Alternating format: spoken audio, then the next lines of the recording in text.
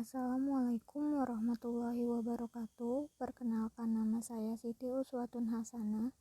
Nomor induk mahasiswa 2083200036. Saya dan beberapa teman saya, yaitu Muhammad Ibrahim Hafiz Siregar, Muhammad Afif, Fadila Al-Asri, dan Gilang Azharianda akan menjelaskan tentang penentuan harga pokok produksi. Dalam materi ini, kami akan membahas tentang yang pertama, definisi harga pokok produksi, yang kedua, komponen dalam harga pokok produksi, yang ketiga, fungsi harga pokok produksi, yang keempat, tujuan menghitung harga pokok produksi, kelima, cara menghitung harga pokok produksi, dan yang terakhir adalah kelebihan dan kekurangan dari masing-masing metode dalam perhitungan harga pokok produksi. Selanjutnya, definisi harga pokok produksi yang terdiri dari pengertian harga pokok produksi dan komponen utama harga pokok produksi yang akan dijelaskan oleh Gilang Azharianda. Assalamualaikum warahmatullahi wabarakatuh. Saya Gilang Azharianda. Selanjutnya saya akan menjelaskan pengertian harga pokok produksi. Harga pokok produksi adalah total biaya yang dikeluarkan untuk proses produksi atau kegiatan mengubah bahan baku menjadi produk atau barang jadi yang dikeluarkan perusahaan selama periode waktu tertentu. Harga pokok produksi meliputi biaya bahan baku, biaya tenaga kerja langsung, dan biaya overhead pabrik. Pengertian harga pokok produksi dibagi menjadi dua, yaitu menurut Ikatan Akuntan Indonesia, yaitu harga pokok barang yang diproduksi meliputi semua biaya bahan langsung yang dipakai, upah langsung, serta biaya produksi tidak langsung, dengan perhitungan saldo awal dan saldo akhir barang dalam pengolahan. Yang kedua, menurut R.A. Supriyono, jumlah biaya produksi yang melekat pada produk atau barang yang dihasilkan yang diukur dalam satuan mata uang dalam bentuk kas yang dibayarkan atau nilai jasa yang diserahkan atau dikorbankan, atau hutang yang timbul, atau tambahan modal yang diperlukan perusahaan dalam rangka proses produksi baik pada masa lalu maupun masa yang akan datang. Selanjutnya ada komponen harga pokok produksi terdiri dari tiga. Yang pertama yaitu ada biaya bahan baku langsung, yang kedua ada biaya tenaga kerja langsung, yang ketiga ada biaya overhead pabrik. Pengertian dari biaya bahan baku langsung. Biaya bahan baku langsung adalah biaya yang digunakan untuk membeli bahan baku yang diperlukan dalam proses produksi. Tidak sekedar bahan pokok saja, namun semua komponen untuk menyiapkan bahan baku yang diperlukan tersebut, mulai dari harga bahan pokok, harga bahan tambahan, serta harga ongkos pengiriman barang. Yang kedua, pengertian biaya tenaga kerja langsung. Biaya tenaga kerja langsung adalah biaya yang diperlukan untuk membayar tenaga kerja dalam proses produksi yang mengubah bahan baku atau bahan mentah menjadi produk jadi atau produk yang siap dipasarkan. Contohnya biaya gaji karyawan yang terlibat langsung dalam aktivitas pabrik atau produksi. Selanjutnya pengertian biaya overhead pabrik, yaitu biaya yang mencakup semua biaya di luar biaya bahan baku dan biaya tenaga kerja langsung. Biaya ini akan memasukkan variabel biaya tenaga kerja tidak langsung serta variabel penyusutan peralatan produksi yang digunakan seperti depresiasi bangunan pabrik, depresiasi peralatan pabrik, asuransi, dan pajak pada setiap bangunan pabrik. Selanjutnya yaitu biaya overhead pabrik dikelompokkan menjadi beberapa golongan. Yang pertama ada biaya bahan penolong, yang kedua ada biaya reparasi dan pemeliharaan, yang ketiga ada biaya tenaga kerja tidak langsung, yang keempat ada biaya yang timbul sebagai akibat penilaian terhadap aktiva tetap. Yang kelima ada biaya yang timbul sebagai akibat berlalunya waktu. Yang terakhir yaitu biaya overhead pabrik lain yang secara langsung memerlukan pengeluaran tunai. Baiklah, selanjutnya ada fungsi dan tujuan harga pokok produksi, di mana harga pokok produksi sangat penting untuk diketahui karena dapat memberikan gambaran umum kepada manajer tentang keseluruhan biaya produksi dan apakah biaya itu terlalu tinggi atau terlalu rendah. Dalam memahaminya, biaya barang yang diproduksi perusahaan dapat melakukan penyesuaian untuk memaksimalkan profitabilitas secara keseluruhan. Dengan memiliki gambaran umum tentang biaya produksi, manajer dapat mengetahui tentang apa yang dikeluarkan perusahaan dalam hal biaya produksi di semua komponen, baik dari spesifikasi bahan, tenaga kerja, dan overhead pabrik. Manajer juga dapat memeriksa area ini dengan lebih teliti untuk membuat penyesuaian atau perubahan yang diperlukan dalam memaksimalkan laba bersih perusahaan. Selanjutnya, ada tujuan menghitung harga pokok produksi yang akan dilanjutkan oleh Muhammad Ibrahim Hafiz Siregar.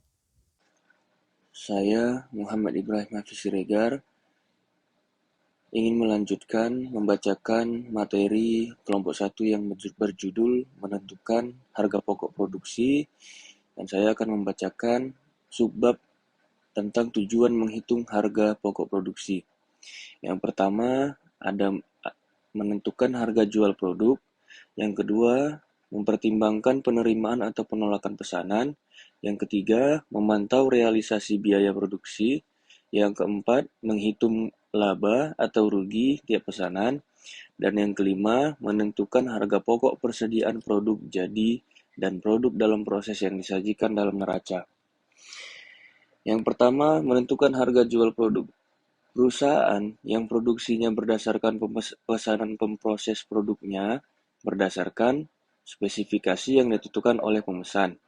Dengan demikian, biaya produksi pesanan yang satu akan berbeda dengan biaya produksi pesanan yang lain, tergantung pada spesifikasi yang dikehendaki oleh pemesan.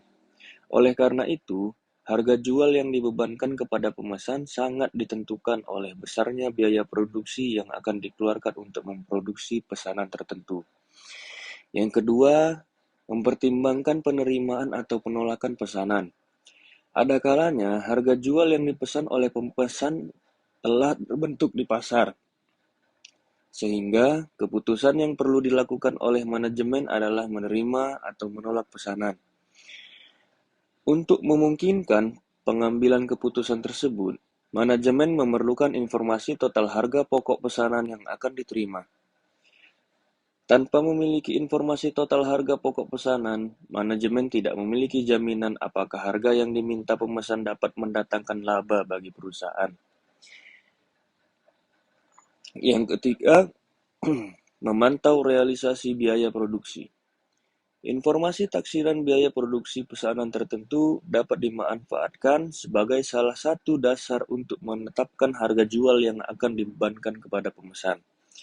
Informasi taksiran biaya produksi juga bermanfaat sebagai salah satu dasar untuk mempertimbangkan diterima atau tidaknya suatu pesanan. Jika pesanan sudah diputuskan untuk diterima, manajemen memerlukan informasi biaya produksi yang sesungguhnya untuk dikeluarkan dalam memenuhi pesanan tertentu. Selanjutnya, ada menghitung laba atau rugi tiap pesanan. Untuk mengetahui apakah pesanan tertentu mampu menghasilkan laba atau rugi, manajemen memerlukan informasi biaya produksi yang telah dikeluarkan untuk memproduksi pesanan tertentu. Informasi laba atau rugi tiap pesanan diperlukan untuk mengetahui kontribusi tiap pesanan dalam menutup biaya non-produksi dan menghasilkan laba atau rugi. Oleh karena itu, metode harga pokok pesanan digunakan oleh manajemen untuk mengumpulkan informasi biaya produksi yang sesungguhnya dikeluarkan untuk tiap pesanan guna menghasilkan informasi laba atau rugi tiap pesanan. Dan yang terakhir adalah menentukan harga pokok produk jadi dan produk dalam proses yang disajikan dalam neraca. Di dalam neraca, manajemen harus menyajikan harga pokok persediaan produk jadi harga pokok produk yang pada tinggal neraca masih dalam proses. Untuk tujuan tersebut, manajemen perlu menyelenggarakan catatan biaya produksi tiap pesanan. Berdasarkan catatan biaya produksi tiap pesanan tersebut, manajemen dapat menentukan biaya produksi yang melekat pada pesanan yang telah selesai diproduksi. Namun, pada tanggal neraca belum diserahkan kepada pemesan. Di samping itu pula, berdasarkan catatan tersebut, manajemen dapat menentukan biaya produksi yang melekat pada pesanan yang pada tanggal neraca masih dalam proses pekerjaan. Biaya yang melekat pada pesanan yang telah selesai diproduksi pada tanggal neraca belum diserahkan kepada pemesan, disajikan dalam neraca sebagai harga pokok persediaan produk jadi. Biaya yang melekat pada pesanan yang belum selesai pada tanggal neraca disajikan dalam neraca sebagai harga pokok persediaan dalam proses. Baiklah, selanjutnya ada cara menghitung harga pokok produksi yang terdiri dari beberapa subbab, yaitu metode pengumpulan harga pokok produksi dan metode penentuan harga pokok produksi, serta kelebihan dan kelemahan masing-masing metode penentuan harga pokok produksi. Metode pengumpulan harga pokok produksi tergantung pada sifat, karakteristik, dan pengolahan bahan mentah menjadi produk jadi yang akan mempengaruhi metode pengumpulan yang akan digunakan. Pengumpulan harga pokok produksi sendiri sangat ditentukan oleh cara produksi. Secara garis besar, cara produksi terbagi dua, yaitu produksi atas dasar pesanan dan produksi massal. Perusahaan yang berproduksi atas dasar pesanan melaksanakan pengolahan produknya atas dasar pesanan yang diterima dari pihak luar atau konsumen. Contohnya percetakan, perusahaan mebel, dan lain-lain.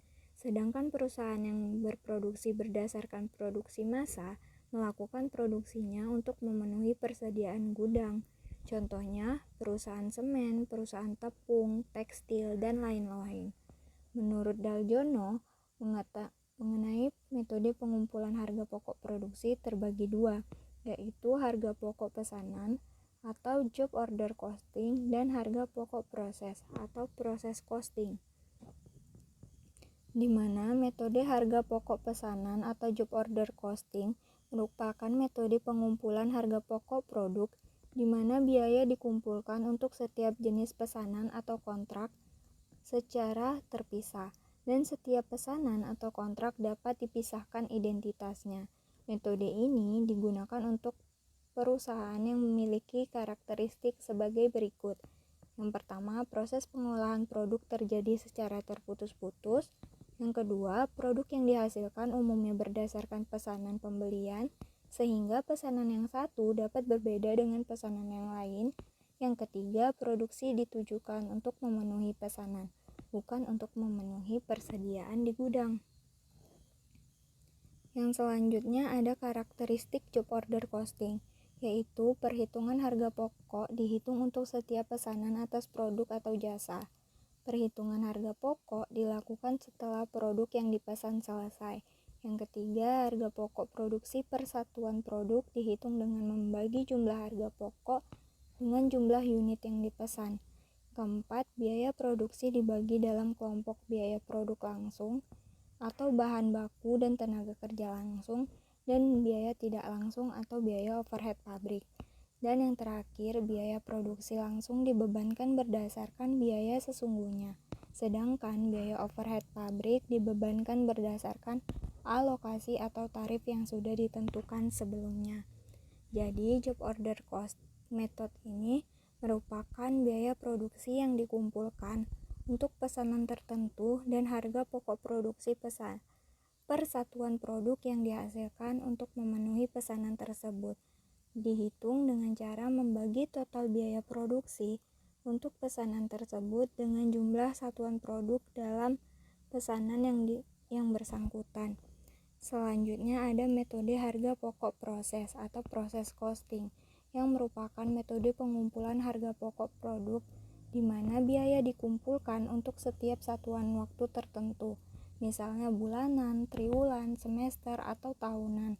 Metode ini cocok digunakan untuk perusahaan yang menghasilkan produk homogen, bentuk produknya standar, dan tidak tergantung pada spesifikasi yang diminta oleh pembeli. Nah, metode harga pokok proses ini memiliki karakteristik sebagai berikut. Yang pertama, biaya produk dikumpulkan untuk setiap satuan waktu tertentu. Yang kedua, produk yang dihasilkan bersifat homogen dan bentuknya standar, tidak tergantung spesifikasi yang diminta oleh pembeli. Yang ketiga, kegiatan produksi didasarkan pada anggaran produksi atau jadwal produksi untuk satuan waktu tertentu. Yang keempat, Tujuan produksi didasarkan untuk mengisi persediaan yang selanjutnya dijual. Yang kelima, kegiatan produksi bersifat terus-menerus. Dan yang terakhir, jumlah total biaya maupun biaya satuan dihitung setiap akhir periode. Selanjutnya ada karakteristik proses costing, yaitu ada 3 karakteristik, di mana produk yang dihasilkan adalah produk standar. Yang kedua, produk yang dihasilkan dari bulan ke bulan adalah sama. Dan yang terakhir, kegiatan produksi dimulai dengan diterbitkannya perintah produksi yang berisi rencana produksi produk standar untuk jangka waktu tertentu. Sedangkan proses cost method merupakan biaya produksi yang dikumpulkan untuk proses tertentu dan harga pokok produksi per satuan produk yang dihasilkan dalam periode tersebut dihitung dengan cara membagi total biaya produksi untuk periode tersebut dengan jumlah satuan produk yang dihasilkan dalam periode yang bersangkutan. Selanjutnya ialah perbedaan job order costing dengan proses costing, di mana secara pengumpulan biaya produksi, job order costing dihitung menurut pesanan, sedangkan proses costing dihitung menurut departemen atau pusat biaya per periode akuntansi. Dan perhitungan harga pokok produksi per satuan, yaitu job order costing dibagi dengan total biaya untuk pesanan tertentu dengan jumlah satuan produk yang dihasilkan pesanan tersebut, dihitung saat pesanan telah selesai diproduksi. Sedangkan untuk proses costing, perhitungan dihitung dengan membagi total biaya produksi yang dikeluarkan selama periode tertentu dengan jumlah satuan produk yang dihasilkan selama periode tersebut, dihitung setiap akhir periode akuntansi atau biasanya akhir bulan. Yang ketiga itu perbedaan atas penggolongan biaya produksi.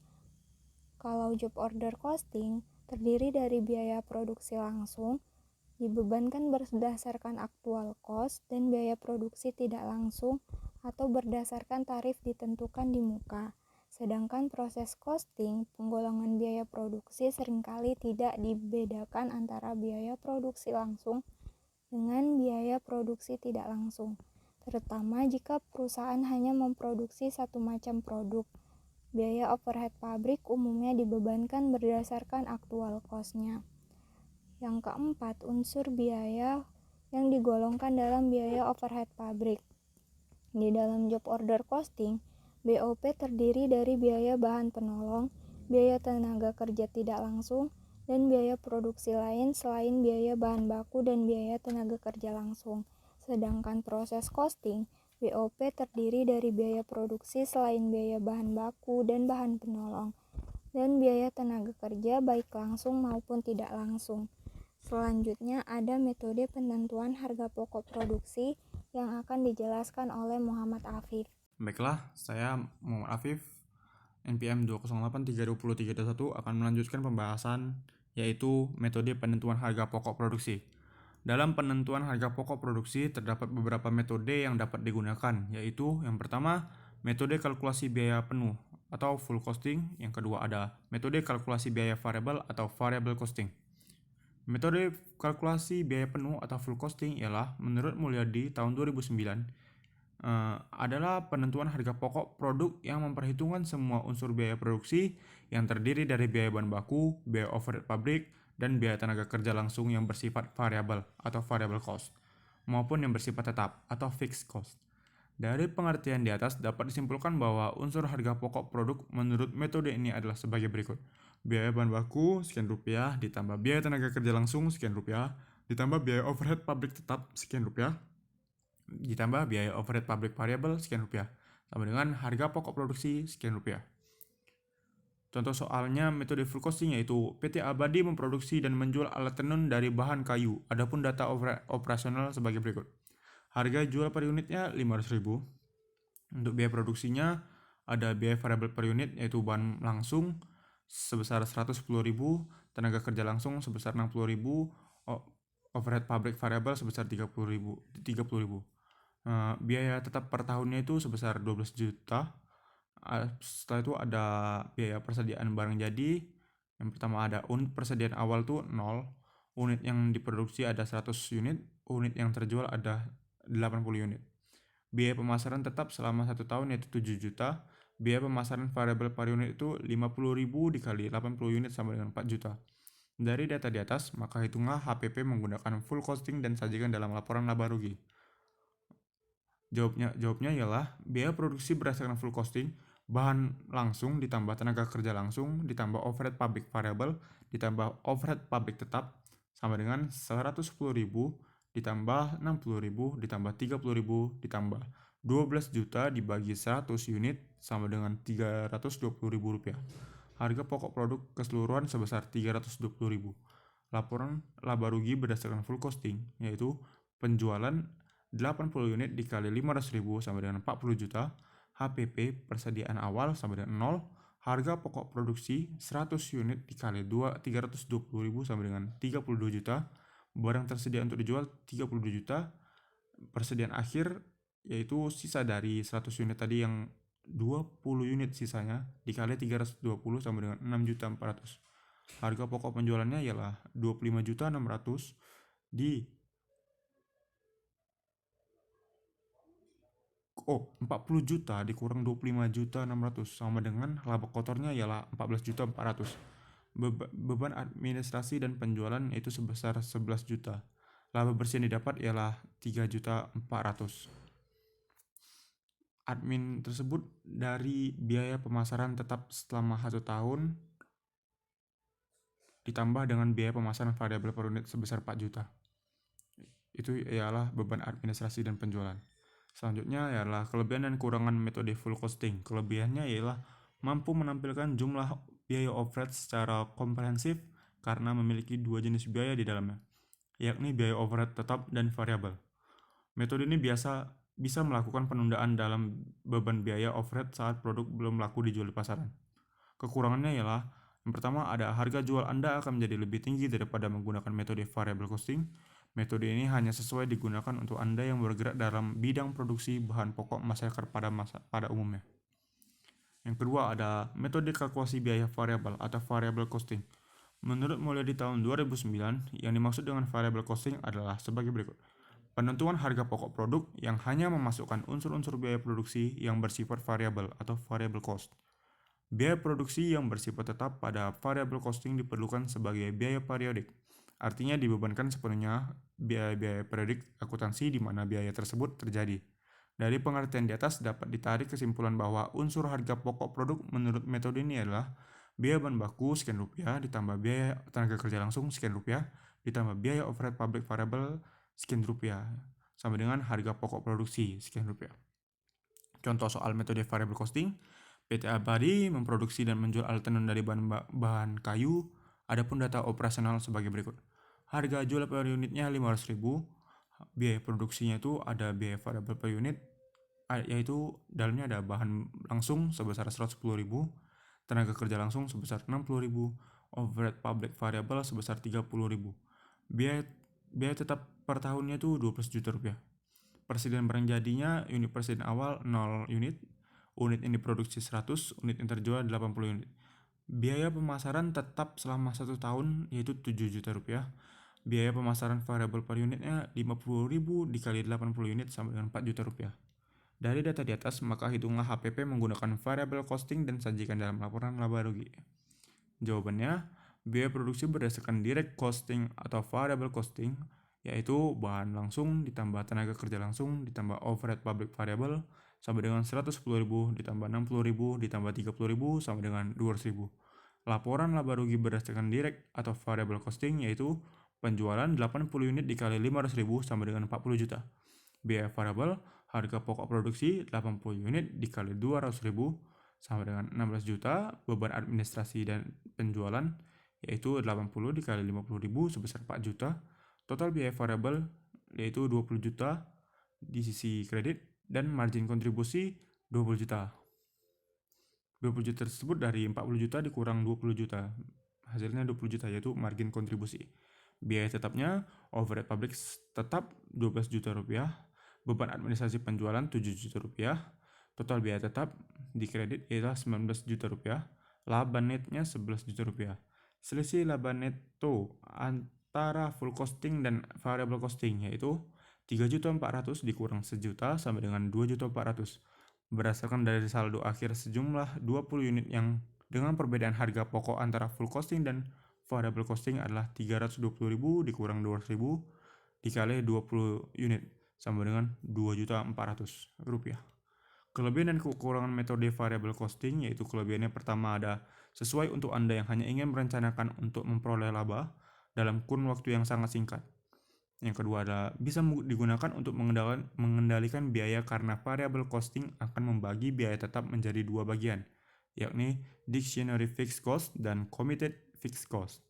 Yang ketiga, bisa digunakan sebagai bahan rujukan dalam mengambil keputusan untuk melakukan order pesanan yang sifatnya memang khusus, terutama tidak memerlukan banyak pesanan seperti yang terdapat dalam metode full costing. Kekurangannya, variable costing tidak cocok digunakan untuk perusahaan yang sifatnya lebih musiman, karena hanya akan menyebabkan kerugian laba yang tidak normal bagi perusahaan. Dalam metode variabel, biaya overhead tetap tidak akan dimasukkan, sehingga nilai persediaan akan menjadi lebih rendah. Selanjutnya, di dalam slide ini ada contoh laporan harga pokok produksi dari PT Jurnal Karya.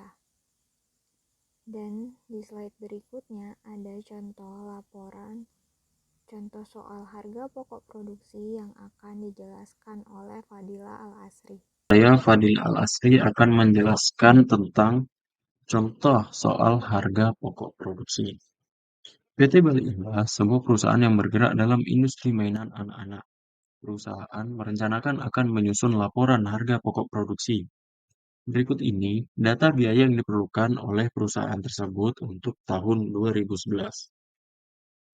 Bisa kita lihat di sini yaitu data biaya yang diperlukan oleh perusahaan. Sebelum kita mulai, dalam menyusun harga pokok produksi, ada 3 komponen. Yang pertama, biaya bahan baku. Yang kedua, biaya tenaga kerja langsung. Dan yang ketiga, biaya overhead pabrik. Yang pertama, biaya bahan baku di sini bisa kita lihat pembelian bahan, ongkos angkut pembelian, retur, dan potongan pembelian. Selain ini, ada juga data persediaan awal dan akhir tahun PT Bali Indah, yaitu persediaan bahan baku awalnya senilai 800.000 dan pada akhir tahun 600.000. Kemudian kita lanjut pada membuat laporan harga pokok produksi PT Bali Indah. Untuk yang pertama kita menuliskan persediaan bahan awal senilai 800.000, yaitu yang dari sini data persediaan awal dan akhir bahan bakunya senilai 800.000. Kemudian PT Bali Indah membeli bahan baku senilai 14 juta ya dengan ongkos pembelian yaitu 240.000. Pembelian bahan baku dan ongkos angkut pembelian itu dijumlahkan menjadi 14.250.000. Dari pembelian bahan baku, PT Bali Indah mendapatkan retur dan potongan pembelian senilai 720.000. Jadi total dari pembelian bahan dan ongkos angkut itu dikurangi retur dan potongan pembelian senilai 720.000 menjadi 13.530.000, yaitu pembelian bersih.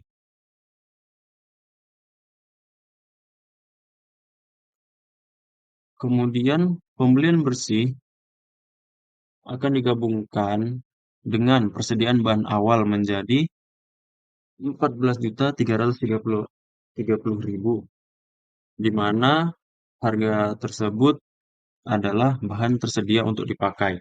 Jadi bahan yang tersedia untuk dipakai itu penjumlahan dari pembelian bersih ditambah persediaan bahan baku pada awal tahun. Kita melihat lagi persediaan bahan pada akhir tahun itu menjadi pengurang dari bahan tersedia untuk dipakai.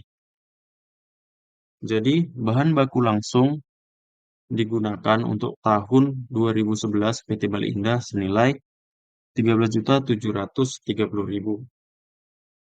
Itu komponen yang pertama, seluruh biaya bahan baku. Untuk komponen yang kedua, biaya tenaga kerja langsung sudah ada di data biaya yang diperlukan. Langsung aja ditulis. Masuk ke komponen yang ketiga, biaya overhead pabrik.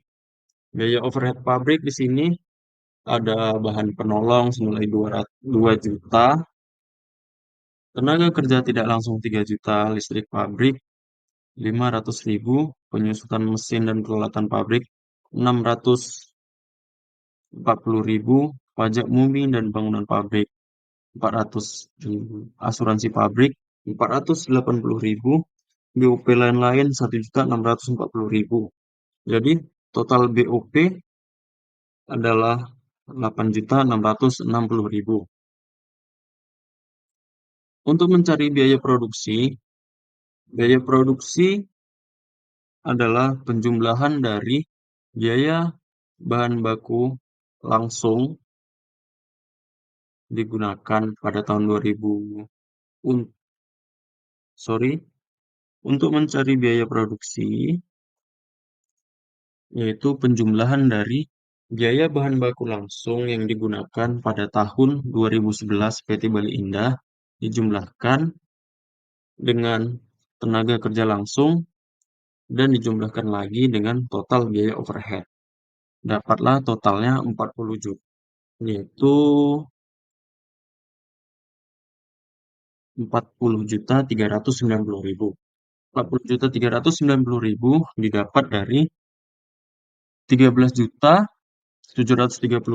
yaitu biaya bahan baku langsung digunakan pada tahun 2011 dijumlahkan dengan tenaga kerja langsung 18 juta, dan terakhir dijumlahkan dengan total biaya overhead pabrik, yaitu 8.660.000.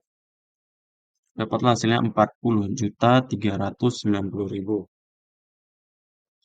Untuk mencari harga pokok produksi, tidak lupa kita melihat produk dalam proses. Produk dalam proses ini harus dihitung juga, yaitu biaya produksi dijumlahkan dengan persediaan produk dalam proses awal, yaitu senilai 580.000. Nanti hasilnya akan dikurangkan dengan biaya produk dalam proses akhir. Jadi penulisannya seperti ini. Biaya produksi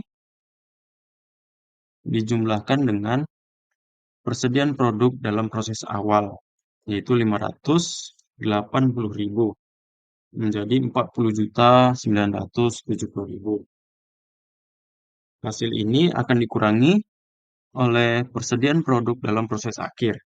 Persediaan produk dalam proses akhir senilai 700.000, yaitu hasilnya akan menjadi harga pokok produksi senilai 40.270.000. Sekian penjelasan dari kami.